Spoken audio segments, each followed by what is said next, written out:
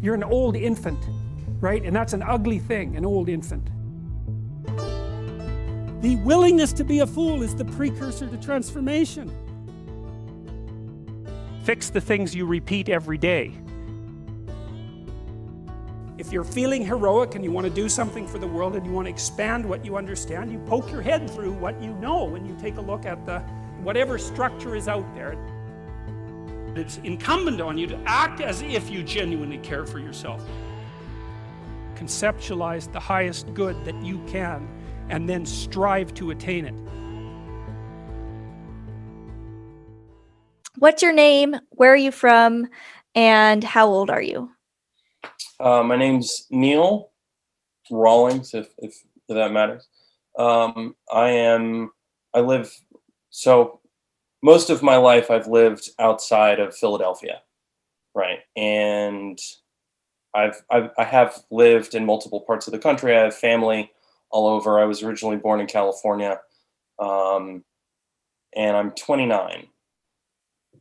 Awesome. So. What are a few things about you so we get a feel for your personality? So I came up with this yesterday because I gave it some thought, and I was like, the word optimist is that needs some clarification, because a lot of people equate an optimist with just someone who's naive, right? Like, oh, everything's going to work out and everything's hunky-dory and it's perfect and it's fine and we're all happy. Like, no. That is naive levels of unrealistic, right? I'm what I came up with yesterday. I really like this. A conscious choice optimist, right? So to sort of jump forward and then jump back, I dealt with crippling depression for like a straight decade, right? And after going through all of that, one of the things that I had to do to help myself pull out of it was to consciously choose to focus on the positives, right? What is good?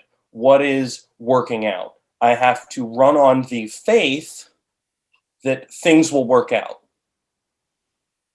As Peterson says, the natural state of existence is struggle and not the word pain, suffering, right? So I have to consciously choose to focus on the good things and the things that are positive, because my brain instantly picks out all of the things that are bad and going wrong and sad and depressing. It's like I have to do something to change that. So that's kind of where that came from. So I'm a conscious choice optimist, right? I'm a huge car enthusiast. I have spent a lot of time modifying my own car, and I'd like to think I'm pretty good at it now. I've played a lot of video games in my lifetime. It used to be a coping mechanism, but I'm starting to play a little bit less because I kind of caught that. I was like, I should probably replace what I'm doing with my time, right? I'm nerdy, but my one friend Rachel's like, you're both nerdy and manly, right? I guess. I love to learn. I'll dive deep into this huge internet rabbit hole of like space programs and newly released declassified files from like the 1960s and like what we were building back then, or like this piece of history, or like that cool science thing, or whatever it is. So varied interests.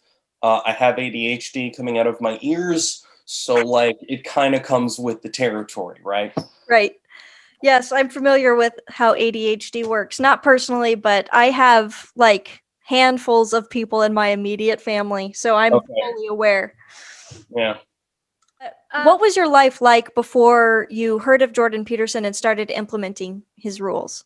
So I'm 5'8", and I was 230 pounds, maybe 235 at times. I was overweight. I was out of shape. I was dealing with crippling depression. I was making bad choices socially. I didn't have much self-worth. I didn't respect myself. There was a lot of like pity and like a chip on my shoulder the size of Montana. Bitterness, just like victim mentality, like just radiating off of me. I was miserable. I was absolutely miserable. I constantly walked into a room and wondered if anyone there actually liked me or not. It was just a terrible place to be. I didn't have an aim. I didn't have really a goal. I was just sort of doggy paddling to stay afloat in the same spot in the middle of the ocean. Like, it was not great. And it was like, I was making progress. Like, I was making it through college, or I had moved, and I was like, I was strong. Like, I didn't care. Like, cool. Okay. I don't have anything to show for it. Mm-hmm. Right. Like, I've made it this far, but it didn't mean anything. Yeah. Didn't mean anything. It was like, okay, and what? Like, what, you know, like when when I was in grade school, I was like a mixed case, really smart, but has learning disabilities. And my public school didn't know what to do with me, and I went to boarding school instead, and that was better. But when I graduated high school, I didn't feel accomplished because, like, I didn't have to try. Mm-hmm. Right? I was always the kid in the class that was like, the answer's this, the answer's that. Here's my question that no one else is asking. Like, I didn't feel accomplished. And there were a lot of things in my life that I didn't feel accomplished by, because when you're not working at the things that you struggle with, and it's not something you actually have to overcome, it's not really fulfilling in a sense. Now, I don't mean that you have to like grind away and like just struggle, but if it's not a challenge, there's not weight there. So anyway, I actually had started working out of my depression and just the terrible state that I was in a little bit before I came across Peterson, right? I had actually started by purposefully exposing myself to like TED Talks and motivational speeches and things that were positive. And I started doing a little bit of like cognitive behavioral therapy on my own to try and catch myself when I was making bad, negative perceptions or thoughts, and like, okay, what can I do to replace that? And it wasn't big stuff. It was like little bits here and there. And it started to get some traction. And it worked. I actually gave a TED Talk at my college in 2018 called How I Made Happiness a Habit. So that was kind of a big step up. So I had a little bit of momentum going, and then I started reading 12 Rules for Life after I had watched a number of like interviews with Peterson and just come across things that he was saying on YouTube and stuff like that. And I was like, you know, he's onto something. I really like this. Because there's a lot of noise online and in media, and you don't get, how do I put this? I've learned to trust my intuition because I'm hard pressed to think of a time that it wasn't eventually, like, it wasn't correct, right?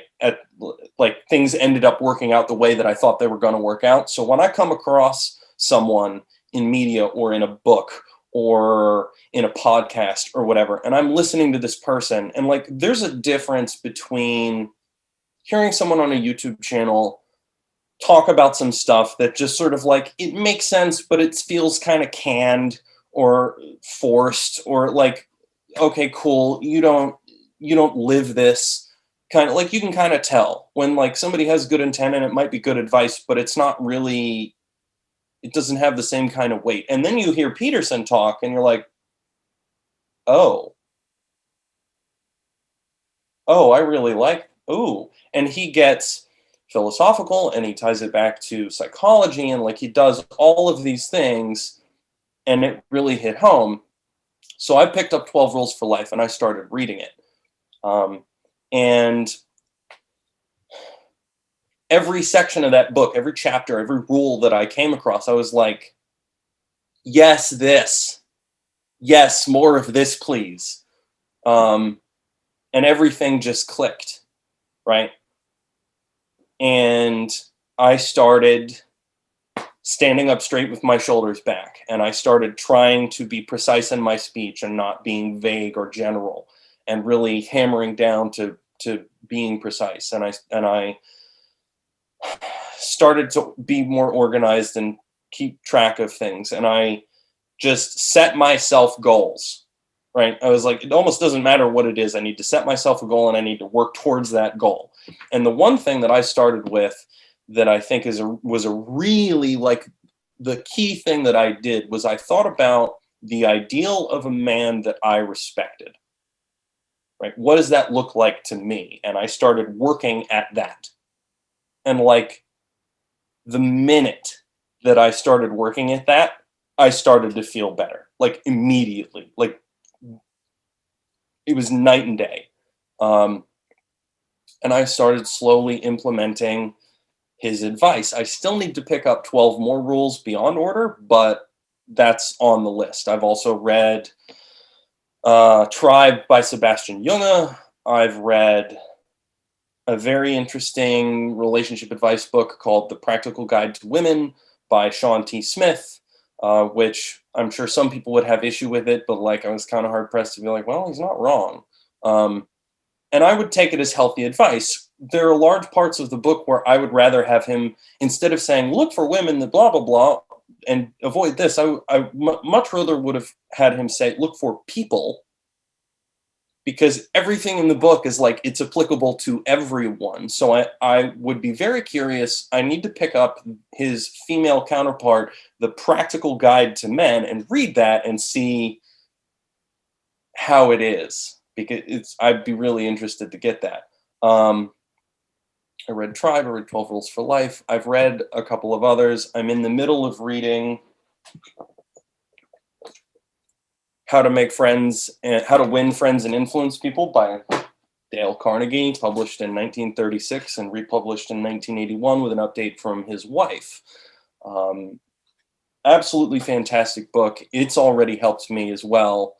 That's another thing that I got from Peterson. It was like, do things, move forward, give yourself an aim, because then you have something to work at. So I was like, get in better shape, get better social skills, set myself some career goals, finish school, get a few creative projects going, like kick yourself in the ass, man. So I've lost nearly 50 pounds. I'm in much better shape. Yeah, that is quite an improvement. And I would say that I immediately noticed when we first met that you are precise in your speech. So you're nailing some of these things quite off the bat. So Thank you. I will say, one of the huge turning points was on January 1st, 2020. I walked away from a friendship pseudo relationship that was not, it wasn't working out for either of us. It was a bad situation. I'm not pointing fingers at them. In no way was it was like equally crappy, right? Like hands down, equal, whatever. Haven't really talked to them since. They moved out of state and whatnot. But that was really the turning point, because in that conversation was the first time in a long time that I actually stood up for myself and I set like a boundary. I was like, look, this needs to be it. You're moving out of state. Like,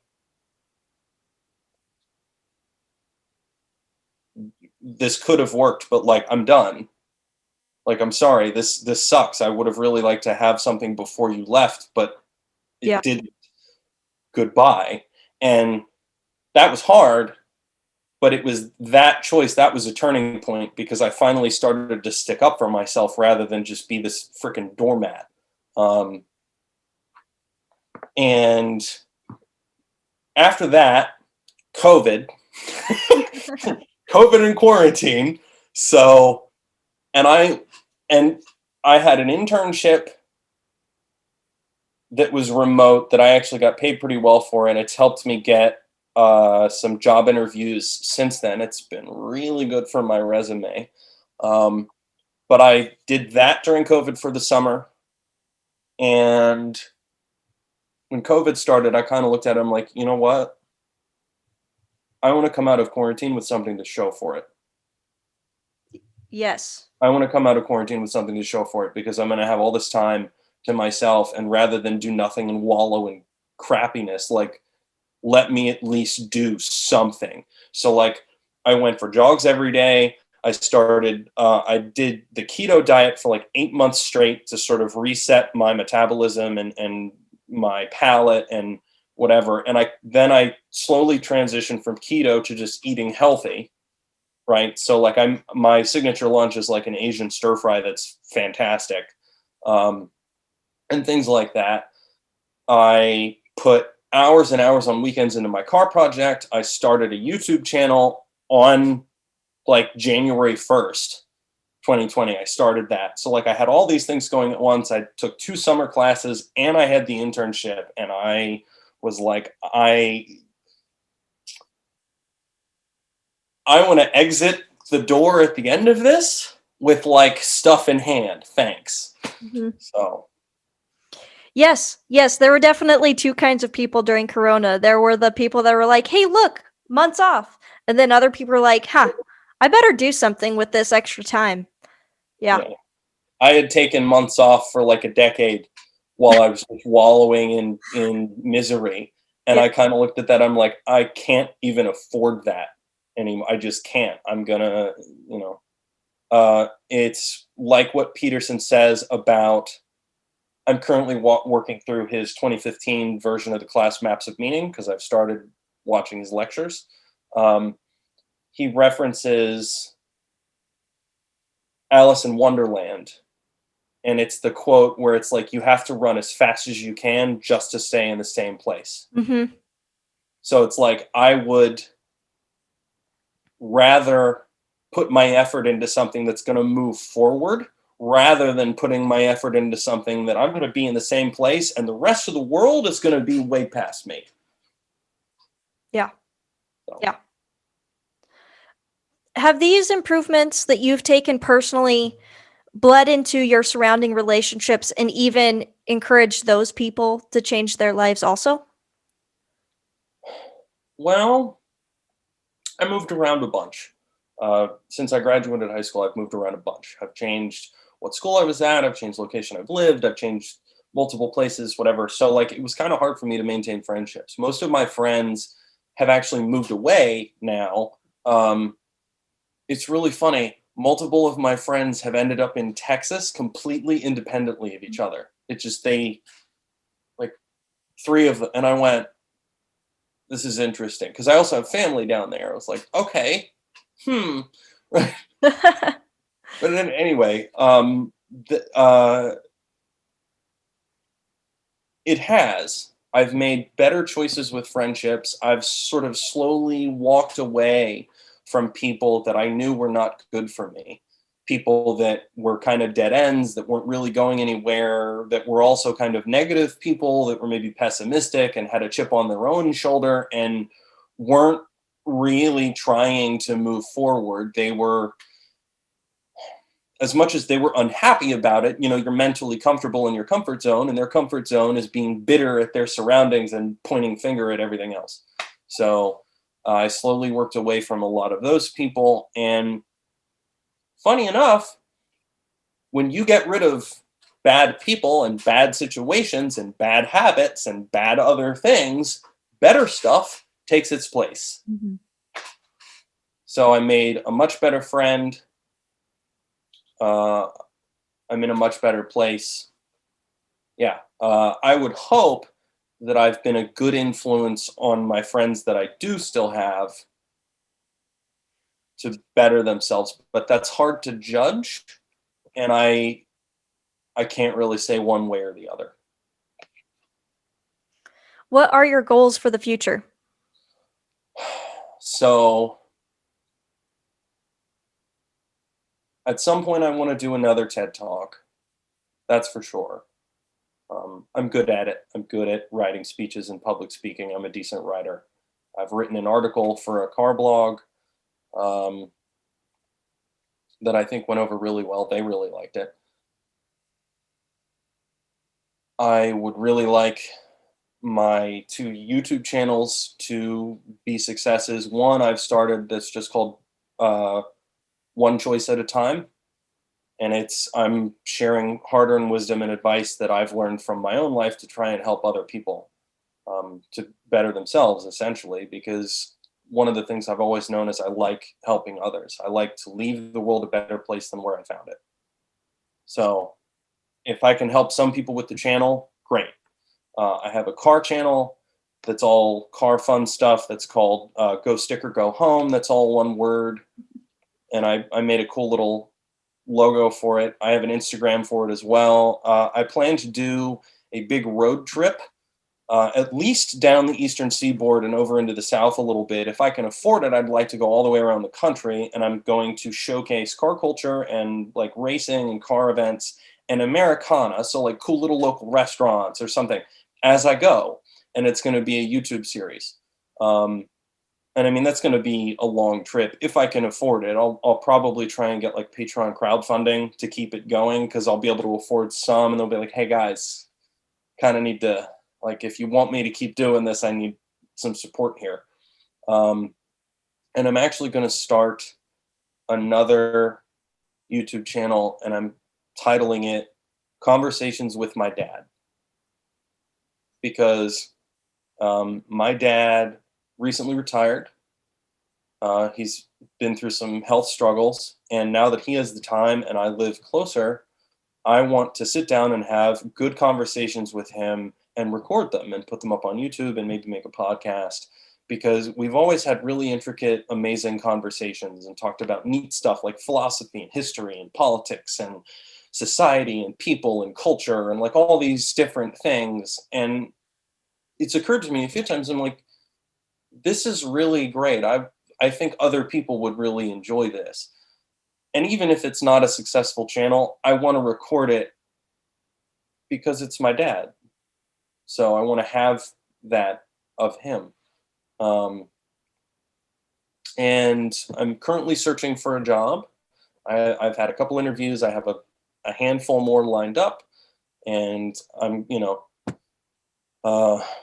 I need to sort of pull myself out of the financial hole that I've been in. And we're going to go from there. If you could talk directly to Jordan Peterson right now, what would you say?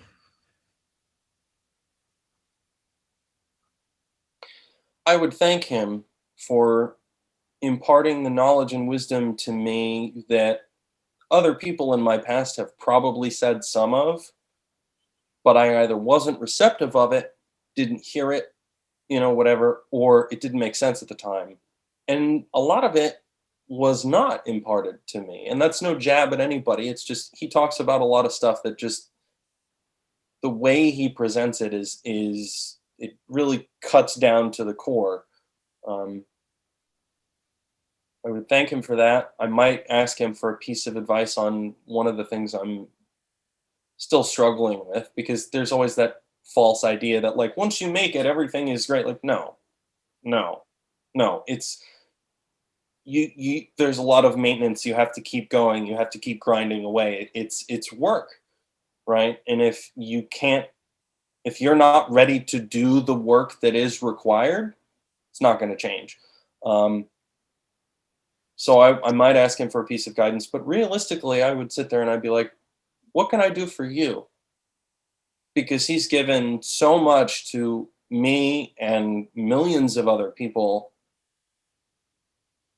Honestly, I'd like to give something back to him.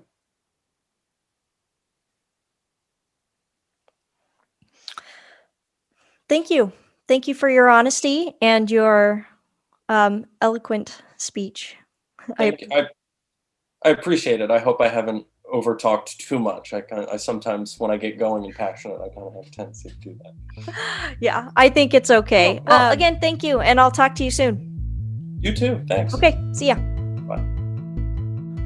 If you would like to be featured in an episode, email me at thejbpeffect@gmail.com. I am on Instagram at thejbpeffect and YouTube, The Jordan Peterson Effect.